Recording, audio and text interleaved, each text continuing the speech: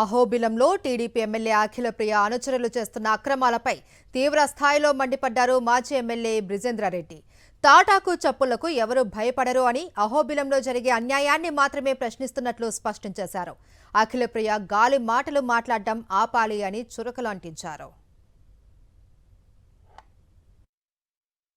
తాటాకు చప్పుళ్లకో నీ ఊరితో ఉప్పులకో భయపడి ఎవడు రాకుండా ఉండడు. నీ వల్ల ఏమీ కాదని అందరికీ తెలుసు.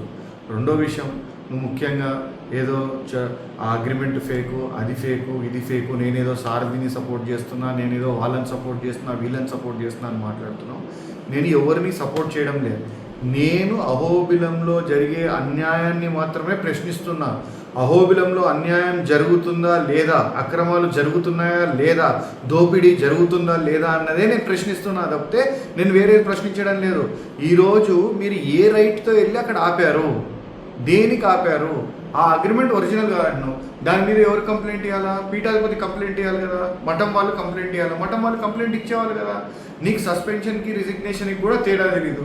అక్కడ తీపిచ్చి చూడు, కాగితం తీసుకురా, సస్పెండ్ చేసింటే సస్పెండ్ చేసినారని, రిజైన్ చేసింటే రిజైన్ చేసినారని కాగితం తీసుకురా. ఊరికే సస్పెండ్ చేసినారని గాలి మాటలు మాట్లాడటం ఇవన్నీ ఎందుకు ఊరికే? మరిన్ని అప్డేట్స్ కోసం ఛానల్ ను సబ్స్క్రైబ్ చేయండి. నోటిఫికేషన్స్ కోసం బెల్ ఐకాన్ పై క్లిక్ చేయండి.